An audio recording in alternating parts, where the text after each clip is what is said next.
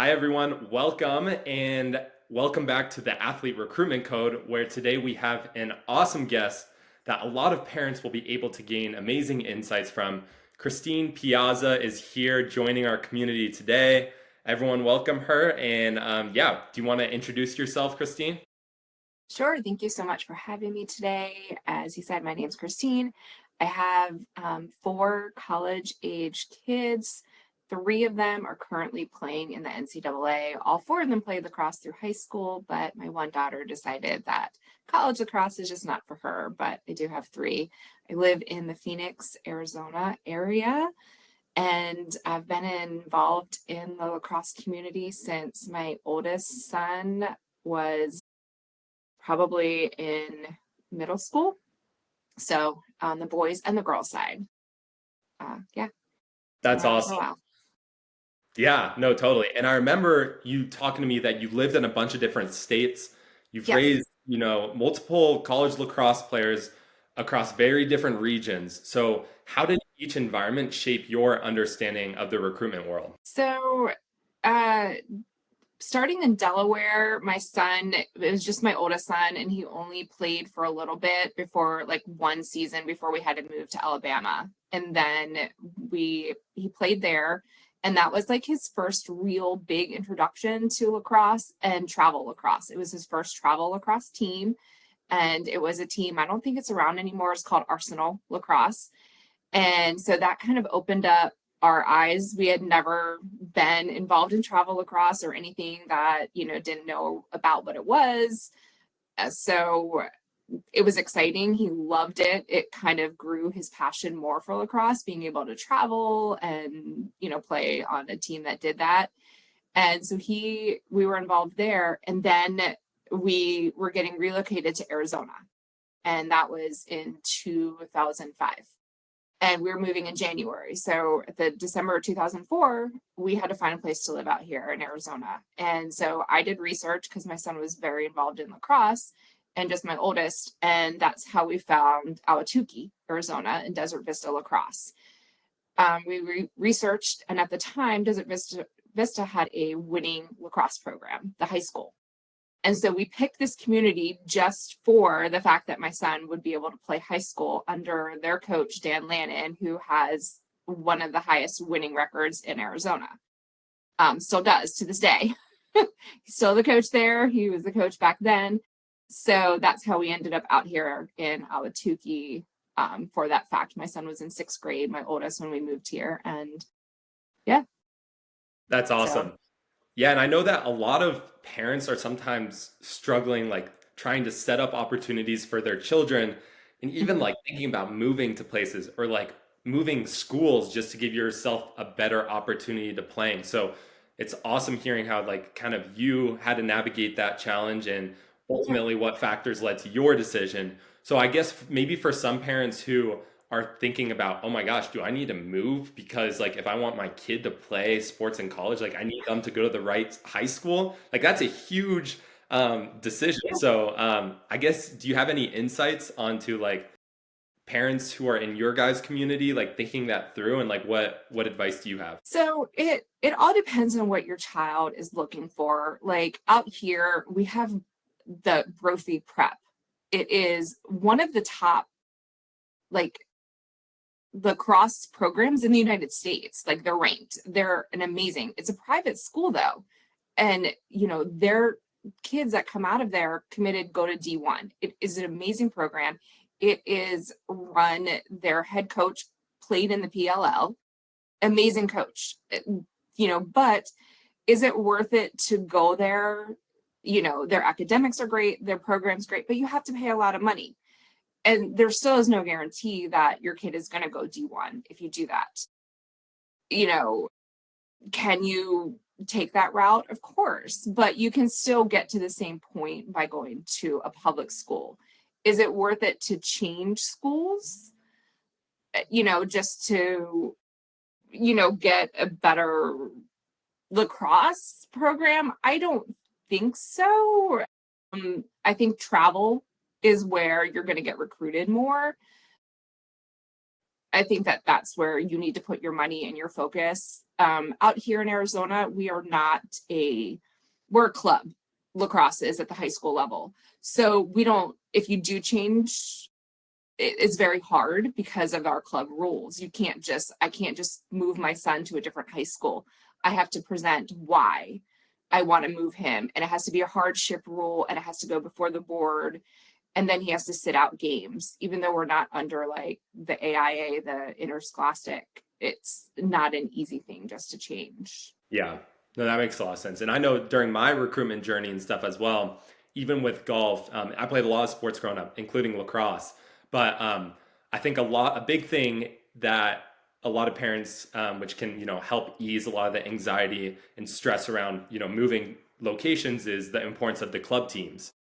You can, have your participation of your sport within high school, but it's also an integral component for recruiting to be able to travel and play, especially maybe you can talk to some of the points of value for going out of state and playing in tournaments, and also getting exposure to other different coaches, and maybe doing whether even it's not an official visit, but just going to see if that school is going to be the right fit for you. So yeah, do you have any thoughts on that? Oh, you definitely have to. And especially like we're out here in Arizona, and there's not a lot of men's or women's programs out here in the West Coast that are D1. Like, in the state of Arizona, like we don't have men's, it's club. We have ASU women's D1, but we don't have men's out here. And California has a handful, but there's not a lot on the West Coast. So for kids that are looking for those aspirations to play, even at the D2 level, you have to travel out of state. So you have to be on a team, a travel team, to get that exposure. And the clubs here in Arizona, they focus primarily on recruiting tournaments on the West Coast. If you want to be, which my kids all went to the East Coast to colleges, they did not want to stay here. We had to find a national team to be on. We had to find teams out of state to be on. So like my daughter played on a club out of Colorado. My sons played on a team out of Alabama. We started on teams out here and realized that was not going to take us where we needed to be. Yeah, no, that's super interesting. And I love how you kind of took a situation where you were maybe perceived as being in an underserved community, but there are resources, there are strategies, and this is kind of a nice segue into your community and what you participate as an admin, which is the parent-to-parent men's college lacrosse recruiting discussion forum. So can you give a little bit of insight to the viewers and listeners, how you got started in this journey, and how now you help other people, or have helped other people understand these, very stressful and anxiety driven questions?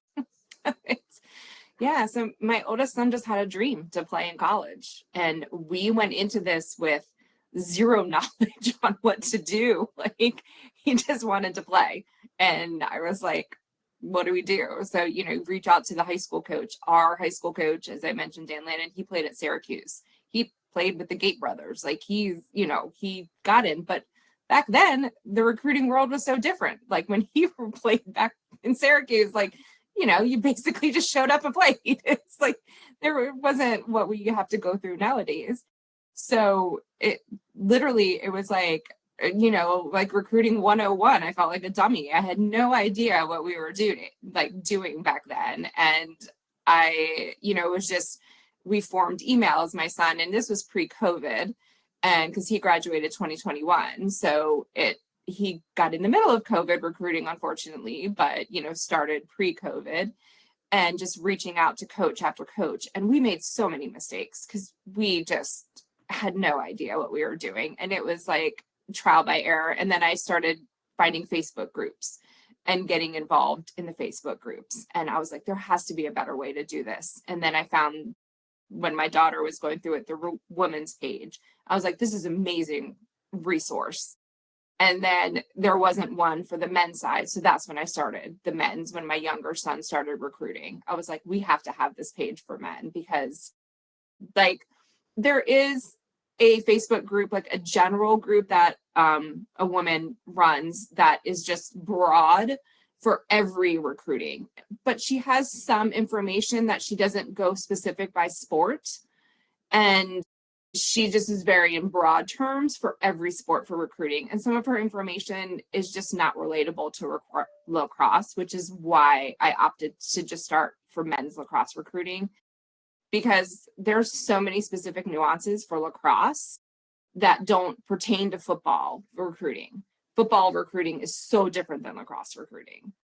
So that's what I do, is then I help parents that focus on lacrosse recruiting, because parents come up with questions like, well, we didn't get invited. Like, we don't do this for, my football player. Like, they go on Twitter or X, whatever, and they post this. And I'm like, well, don't do that for lacrosse recruiting. Like, they don't use X. We don't, we use different platforms. So that's how the page got started, is just, we were lost with my first son, and I had to make some changes and make it better Totally. for other parents.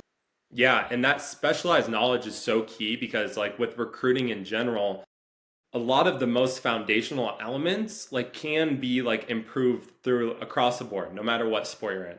You know, some of the basic things are like making sure you have great academics. Like no matter what sport you're looking to play in college, if you don't have great academics, even if you do get accepted to go play at that university, Mhm.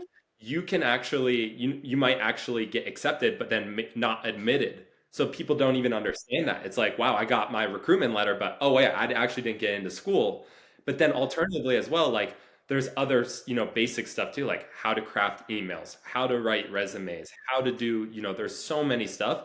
But then like that, what makes the difference between the communities is getting that specialized knowledge, which can be super powerful for certain parents and like to learn from people such as yourself. So that's awesome. This question is kind of related to something that you mentioned. So obviously, as a mom, multiple kids playing college lacrosse, what did you learn from your first child's recruiting experience that changed how you approach the following?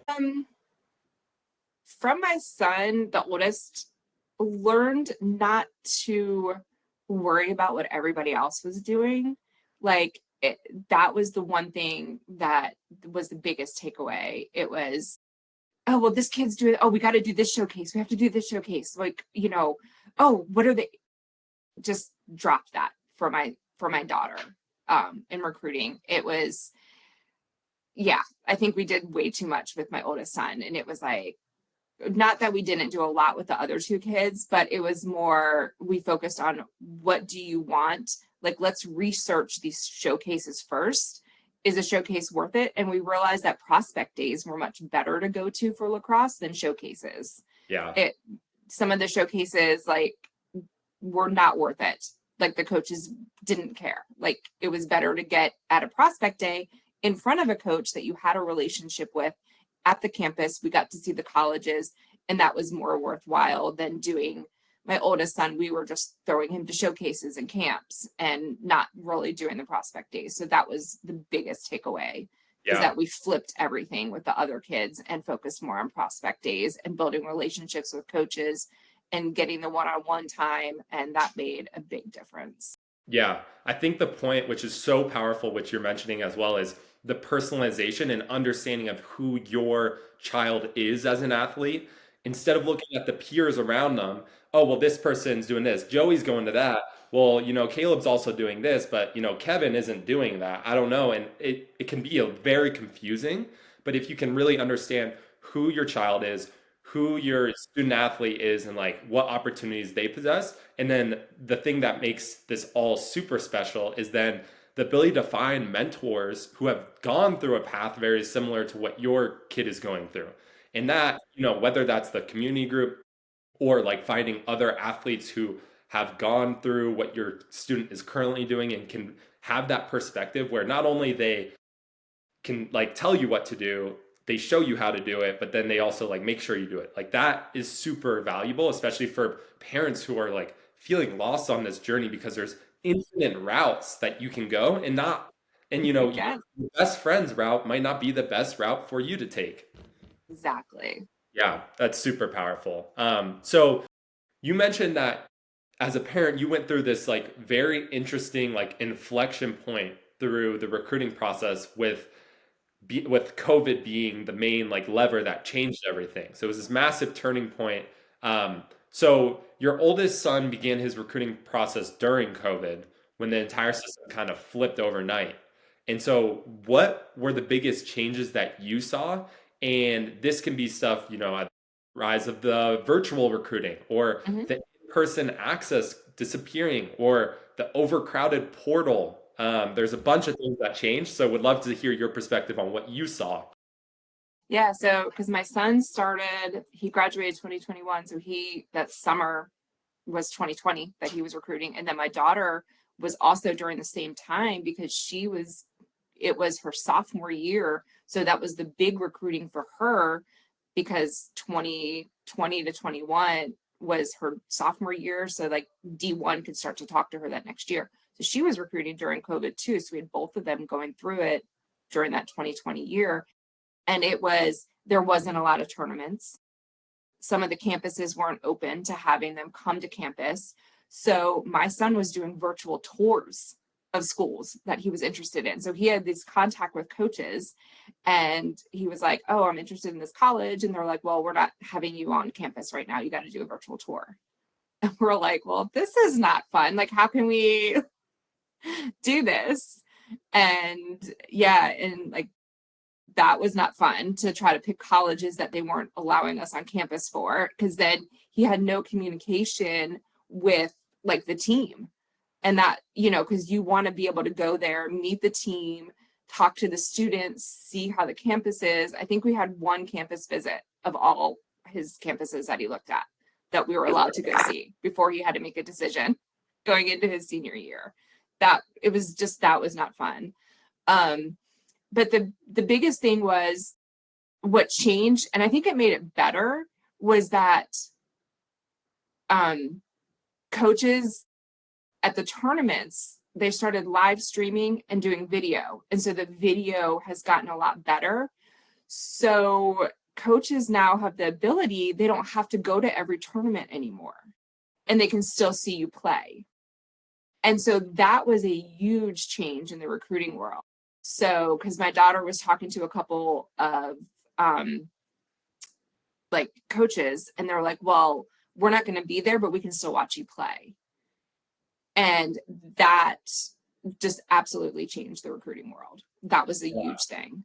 wow, Um, that's fascinating. And I know yeah. that you mentioned that like, and I also like kind of experienced that too with my recruiting process as well, and a lot of my buddies as well when we were going through that. It's this kind of revolution in the recruiting world where like now like yeah you wanted that face-to-face interaction. That's kind of not the case anymore. And so I Mhm. was wondering, that was like what COVID kind of sparked, but you mentioned the video first recruitment, but are there any other skills that athletes need today that they didn't need pre-COVID, such as like their virtual Yes, communication, maybe their the self virtual. or initiatives?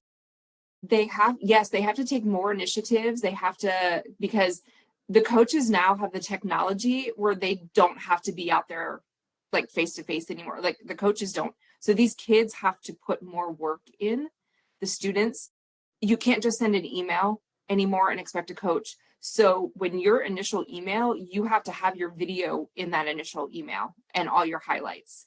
And then you have to follow up. And then you have to be able to talk to coaches now on the phone. Like my youngest, he was having phone calls like within the first two emails, like with coaches. So you have to be able to talk on the phone. You have to be able to talk to these coaches because their recruiting now is different too, because now that the technology is there and it's now a job, and the assistant coach is doing most of the work behind the scenes before it gets to the head coach. It's like, it's like the dating game. Like the assistant coach is weeding out everybody they don't want before you get to the head coach. And by the time like my youngest son, it was so different from my youngest. Like we went to a prospect day for my youngest son, and by the time that he got there, the coach knew everything about him and knew if he was going to take him or not. Like we didn't even have to literally go through the prospect day. Like the coach knew he was going to offer my son the spot before he even got there. Yeah, no, it's crazy how much is changing. and honestly to benefit people who might not have the accessibility that other people would have, like to go visit and to like, you know, string out these communications and stuff. Like it happens a lot more faster than what people are realizing. The one thing which is very interesting as well is you mentioned this, like hopping on the call with a coach, like especially with AI today and like crafting emails and stuff too. The coach wants to know who you are. And so they're not going to be scared to hop on a call with you, making sure that not only that you're prepping stuff like I got my video highlight reels, I'm sending these emails, like I have steady cadence with the coach, but when Mhm. that time comes, you need to be prepared and not only to answer questions, but to ask questions. Yep. Like they want to Ask. know that you are part of this journey with them and that you have a vested interest into joining their, you know, their team and like becoming a potential recruit for them. So that's very interesting. And I think a lot of people might not put as much of an emphasis on this during the journey, but it's super important. And I told my kids, like, make sure you know something about the team when you talk to these coaches, like research something like if you're emailing during the season, say like, oh, that was a great play during your last game. I saw you won, or just mention one little thing. And that just shows the coach that you are really following this team. Like you really are interested in, and you want to be a part of this. Like just one line, oh, you beat your rival. Just something that shows the coach that you're really paying attention. I think that makes the kids stand out because coaches get probably 100 emails like during the recruiting season. There's so many kids that want to be on these teams and the spots are so limited. You have to do something that makes you stand out. Yeah, that's awesome. Yeah, how to become outstanding. It's not just the way that you present yourself via your copy on your email, it's actually how you present yourself when you're talking to coaches. So Mhm. that's a great point that all the parents today listening to this, video, take notes on that and make sure that you're implementing that. So another thing that you mentioned, I think we kind of just touched on it, and a lot of people are going to be interested on us to go a little bit more detail in is NIL. So you mentioned like NCAA has gotten heavily involved when NIL exploded. So how has NIL affected lacrosse specifically compared to other sports per se? I think there's been some impact on NIL on lacrosse. Unfortunately, lacrosse is not a revenue sport in D1. And I don't think it's ever going to be as much as we would love for it to be because we are passionate about lacrosse. But football and basketball is what brings the money into these schools. So, with the new revenue share that D1 has now, will the money trickle down to men's and women's lacrosse? Not as much as you're going to see. There is the top players that are out there that are getting the NIL deals, but they're getting it not from within the revenue share that the lawsuit has. What they're getting their NIL deals from is their alumni booster club is funneling the money back in. And then they're getting it from the name brands like Cascade, will sponsor, or Warrior Lacrosse, STX, something like that is bringing in the money to give the NIL deals. And then there's smaller ones like my son, he's at a D3 school. He signed up for NIL. He has his NIL page. And, a credit card company reached out to him. He did a post on Instagram. He gets $50. There's smaller things that, the kids can find out there. But the big money, like you have to be at, Duke or Maryland, Syracuse, at the big schools, but not every player, just because you go there, it is not every player on that team that's getting the money. Not every player is guaranteed a scholarship. Not every player is guaranteed the revenue share. So parents think that, oh, the lawsuit passed, the revenue share, my kid's going to go to Maryland and make all this money. There is not that guarantee in women's or men's lacrosse because it is not the revenue sport. Yeah. So parents, trust me, I've done the research, I've looked into it. The revenue, they're going to give the money to the team. And will that be split evenly between the players? I don't know how the schools are going to do it, but there's still no guarantee that lacrosse is going to get the increase in the NIL that we see out there. It's just, even at Maryland, it's huge. I went to University of Maryland. It's a huge lacrosse school. And yes, they play in the championship. It brings in the crowds. It's still not bringing in any revenue for that school. Totally. Yeah, I think it's interesting. I think a lot of times when you hear NIL, like you just think about all the extreme cases, especially with those sports. You hear all that. But it's important to also think about how it does affect, maybe not the most revenue producing sports. And maybe it's not just the opportunity of getting money as an athlete yourself, but it's the transfer portal. I know that's something Mm-hmm. that's very big, and we've talked about that on other of our shows with other individuals like yourself. Is you know when the transfer portal that has emerged post COVID has had a profound impact on the Yep. whole recruiting environment because not only now are these teams being limited in the sizes of their rosters, but now as a coach, you have the opportunity to look at a different school for your talent. So now instead of, these players are great, I'm looking at all the high school students, you have this entire different pool of other people. And then it's like, okay, we can offer them potentially some money for them to come play for us, even if it's not a high revenue generating sport. There are opportunities for people to, transfer. So the interesting thing, and this is where I have a question for you, is for those student athletes who are looking to play in college and are overwhelmed, like, oh my gosh, I'm not just competing against my peers right now, I'm competing against other people who are already playing college sports. What facets of their recruitment profile can they work on to become outstanding, whether it's their academics, their athletics, their character, or all three? Like, how do you All kind of perceive that? you really need all three because as you mentioned, right now the transfer portal just opened for December and it's going to close in 2 weeks. On the women's lacrosse side, I haven't checked the men's numbers. The women's lacrosse right now is unbelievable how many people are in that portal to transfer. And it's trickling down to the D2 and D3 level because right now, because as you said, D1 has the limits.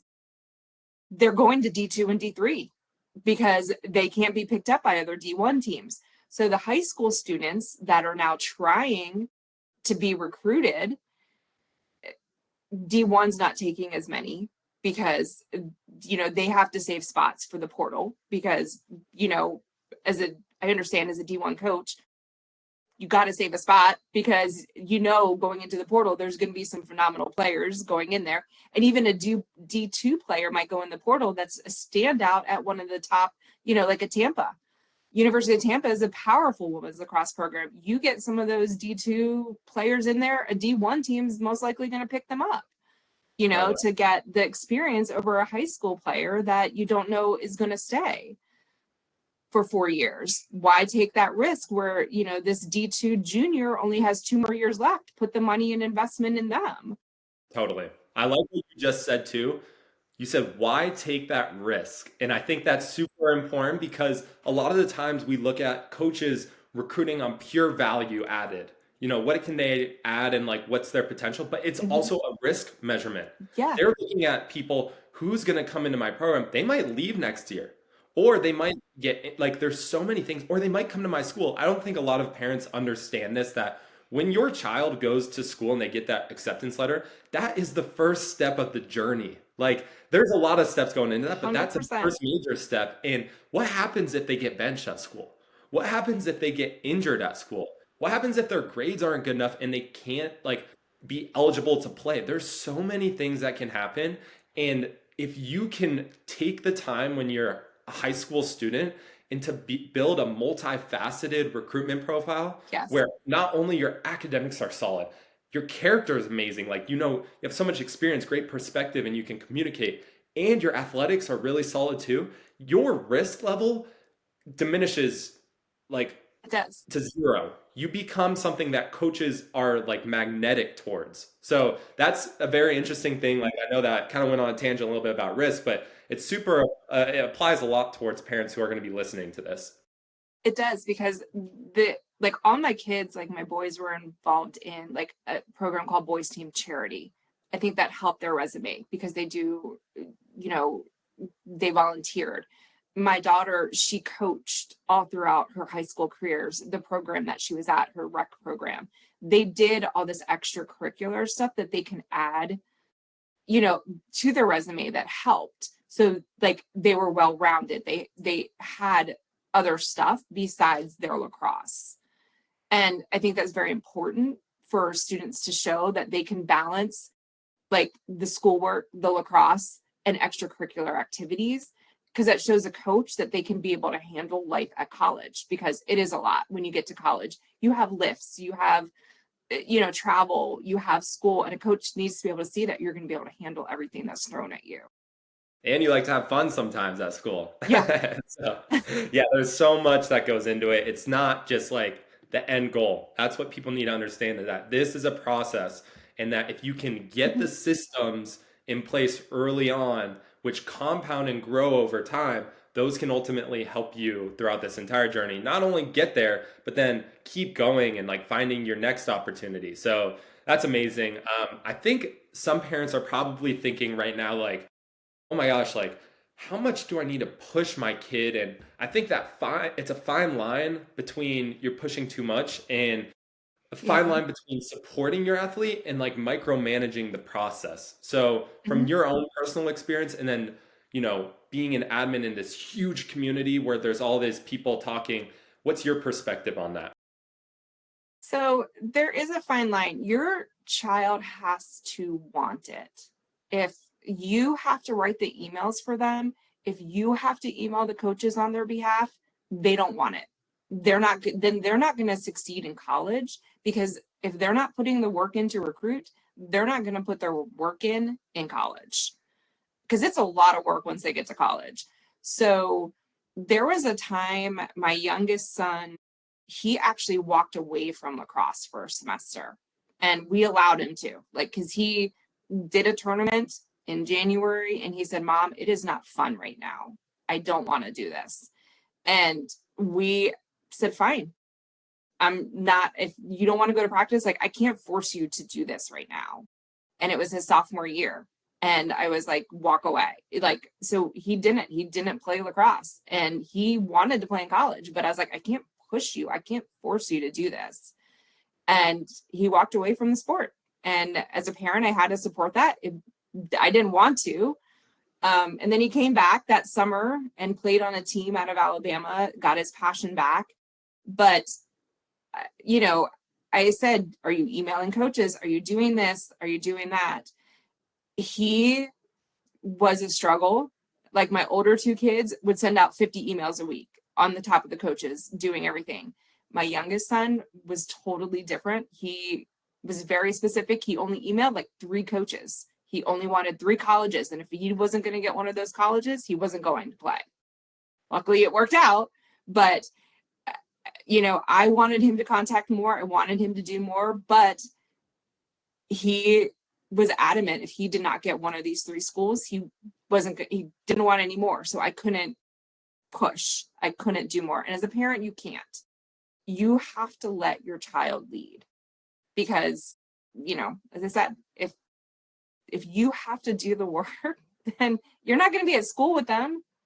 Yeah. Because I've seen so many kids, trust me, I've seen it. It's happened here. I know at least 3 players out here in Arizona that they have gone the D1 route because that's what they wanted. I want D1, I want it.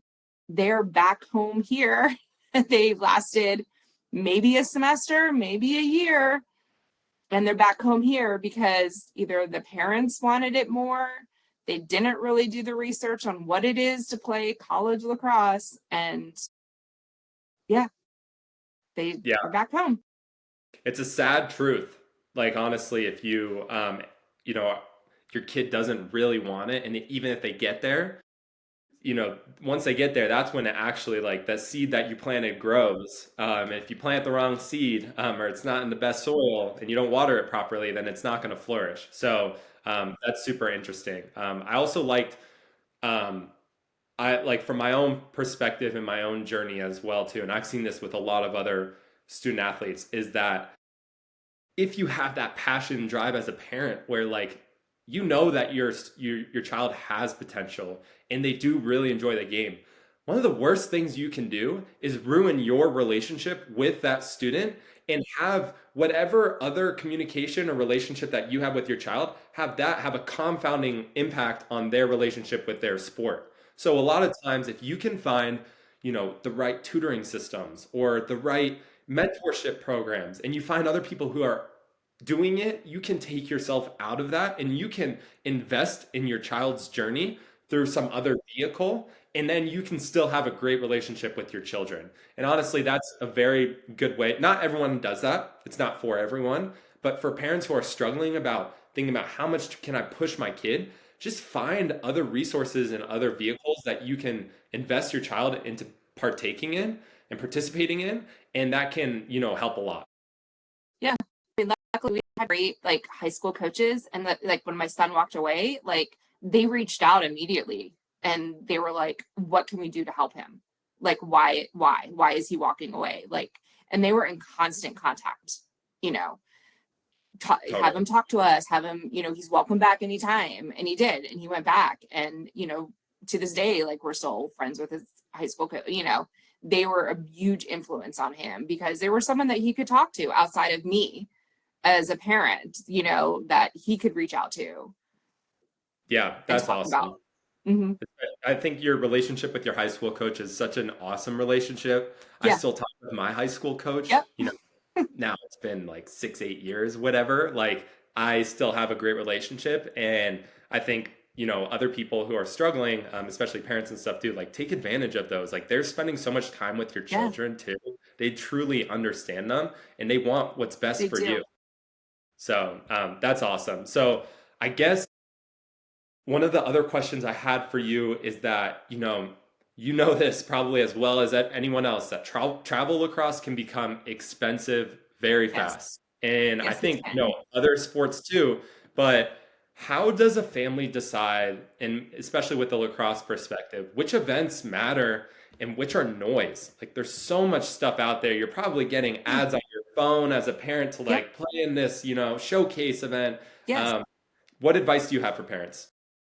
It's hard because there's always new ones popping up, like every year. Like it started with, it was just like the Nike, and then it was just Apex, and now there's like best in class lacrosse masters, and now there's the Nilly that just came out last year, like the brand new one. Like, and you get drafted and they pick captains, and now it's like, and you win money. I mean, what's going to come out next? I mean, every year there's something that is bigger and better, and now there's like the sixes for it's coming out. I mean, yes, how do you pick and choose which ones to go to, and is it worth the money? And it's hard to decide. Like, I mean, at one time I had all four of my kids playing travel lacrosse, so we were at tournaments all over the place. Is tournaments the way to go?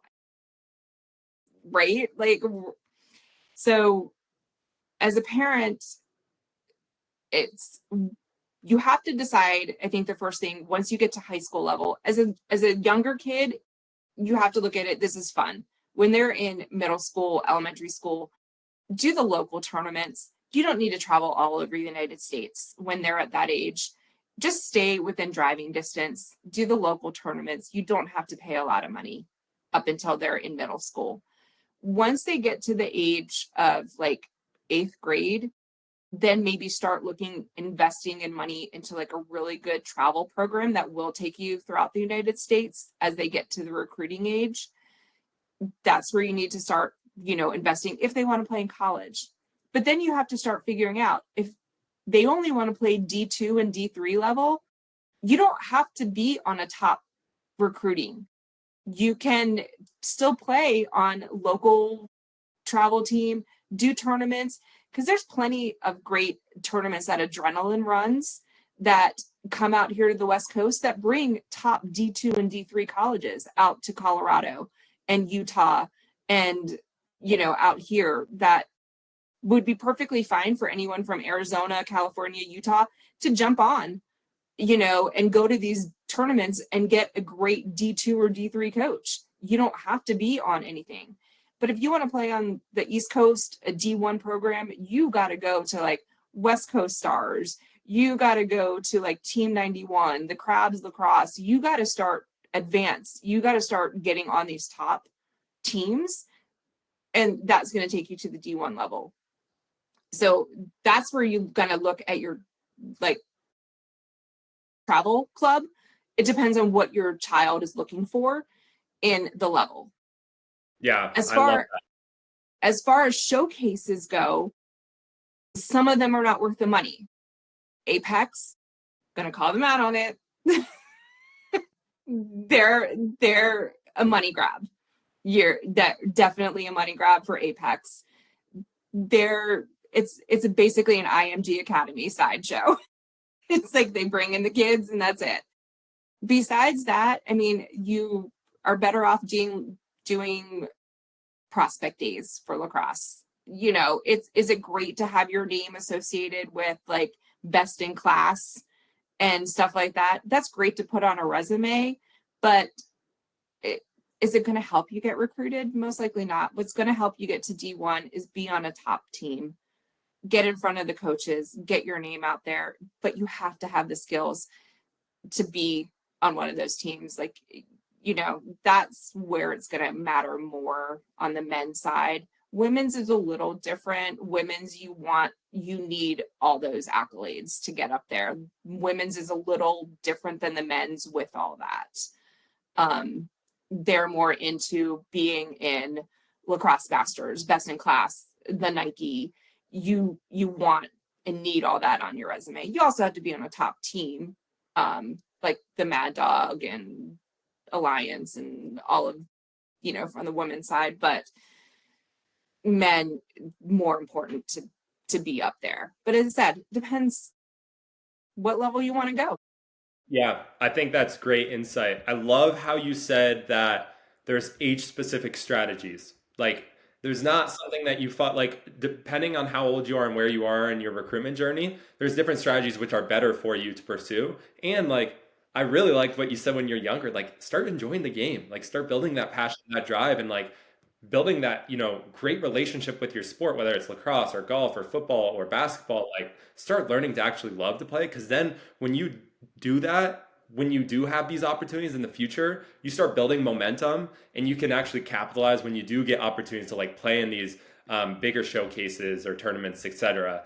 The other really good thing that I liked, which I don't think a lot of people understand, is like your return on your investment between like traveling out east versus staying, or like understanding that you need to be part of a really good team before you do make those jumps out, to the East Coast to start playing in tournaments as well. So great perspective. I think a lot of people are really going to enjoy that. Awesome. I think we can like wrap it up here. This has been Okay. unbelievable. Yeah, One last question sure. for all the parents who, maybe want to learn a little bit more from you yourself. Like, what's one thing that you wish someone had told you before you even started this process, this recruiting process? Is there anything that would have, maybe shaped your journey a little bit more better, or like made it a little bit easier? What's one thing that I guess the biggest takeaway is that make sure your child has a relationship with the coach before you go to any prospect day, because you can tell who the coach knows out there and which kids are just showing up there just to be there, because that is the biggest takeaway, because you can tell which parents are, yeah. Yeah, no, that's awesome. I think a lot of people think, oh my, I just need to get there and then get my kid in front of No, them, and then it's gonna, no, seal the deal. That's not the it, case at all. It's actually far from. Like, if they don't have any yeah, communication, unless your kid is doing like the craziest stuff any coach has ever right. seen, but And like you stand out. But 99% otherwise, of us, that's not the case. yeah, otherwise you can tell which kids the coach has a relationship with and which kids the coach has no idea who you are when you show up at those prospect days. And I did not realize that at first going Yeah. through it. Wow, And what a piece of advice. That's awesome. Well, everyone, thank you so much. Christine, thank you so much for all your insights and special expertise. Also, for you guys who are still like maybe wanting to be part of a community, join the Parent to Parent Men's College Lacrosse Recruiting Discussion Forums. There's a lot of people out here with the same questions. Also, if you guys have other questions, subscribe to the Athlete Recruitment Code, where you can get insight to other conversations just like this. And you can join our live events, which happen almost every Thursday, where we share insights and frameworks to other people who are on this journey and what you can do to give your child the best opportunity to play college athletics. So, with that, Thank Christine, you. thank you so much. Thank you so much for